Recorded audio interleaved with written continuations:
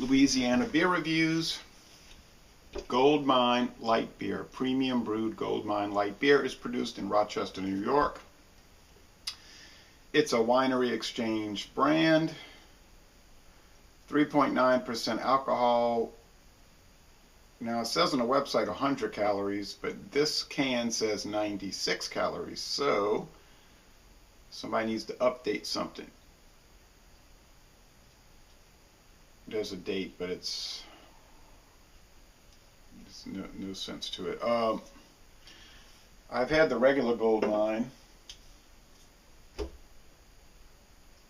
which interestingly has the same exact specs as Genesee regular beer brewed in Rochester, New York.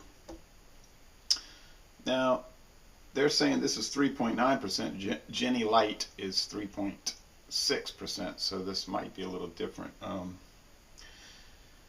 It's a private label brand. It's not really a real brand. It's just Winery Exchange handles a lot of beers that are made for grocery stores, drugstores, things like that. So you might have 5 or 6 or more of the same beer in different cans and bottles. And I bought this at Whole Foods Market in Metairie, Louisiana. It was $3.99 a six-pack, which is not that good of a deal because right now you can get all over southeast Louisiana. You can get natural light, tall can 16 ounce, and Rolling Rock and Coors Banquet for $3.99 a six-pack, and that's the tall cans. And you can go to Walmart and get Milwaukee's Best Light for $3.50 a six-pack for the tall cans. So this, but for Whole Foods, this is cheap. Okay, because you know they tend to be a little expensive. Now they used to sell it as Copper Bell Lager and Copper Bell Light, but apparently someone sued them and said they were infringing on copyright. I don't remember which company, so they said, oh well, okay, fine, then we're now Goldmine. And I noticed that Winery Exchange is constantly switching out their so-called, their brands. So that you might see something, and the next time it's gone. I bought some other stuff from them. The Big Flats 1901, which was sold around here at Walgreens for a little while, and then it was gone. They also make their that 4-in-hand IPA and their 4-in-hand wheat beer that they sell at Whole Foods. I've never bought the wheat. I just don't want to pay $2 for it, but I guess for the bottle. I'll buy it, I guess, one day. There's only 5 ratings for this beer on Beer Advocate, but it averages out to awful. Rate Beer, there's 10 ratings, and they get a bit of 6 out of 100 and a 46 out of 100 for the style, light beer, American Light Adjunct Lager. I've never had it. I had this in the freezer for a while. These are the kind of beers you want them ice cold. I'll say one thing about Winery Exchange. They do come up with some sharp looking labels. Back in the 70s and 80s, the store brand private label beers were dreary looking. Some bad looking can designs for the most part. And I noticed that the Trader Joe's store brands beers, they're kind of dreary looking designs, and the beers are dreadful. Anyway, this is a thick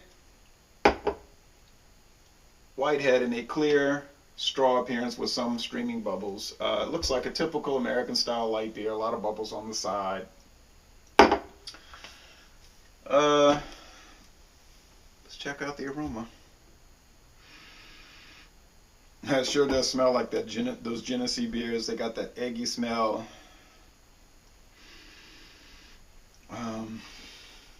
That straight up corn barley malt mix.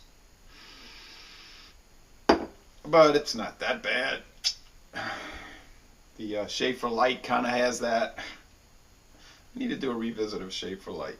We can't get regular Schaefer here anymore, but we get Schaefer Light. Anyway, it's not that different from Natural Ice, although I think Natural Ice is a much superior product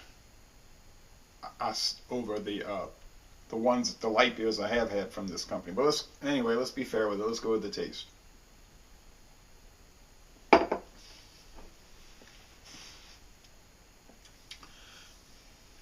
Yeah. It's got like sweet and sour. It's like sweetness and sourness. You get the barley malt. You know they're using corn, and it's probably corn syrup.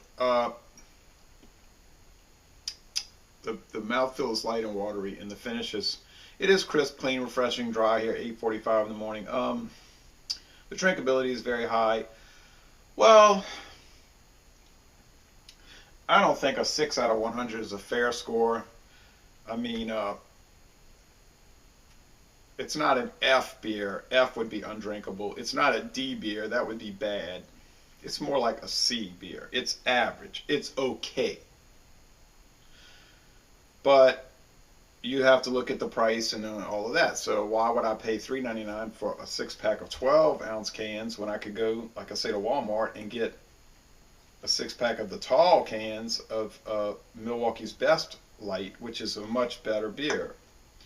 I mean, this is average, and Milwaukee's Best Light is probably one of the best light beers on the market. You could argue that it is the best light because it has the hop. It really does have a good hop note and all of that. But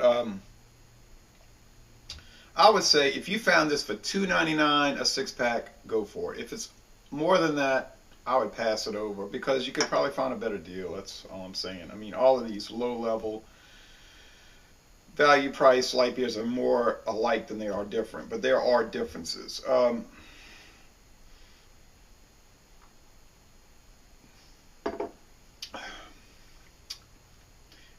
Now, you want something really bad.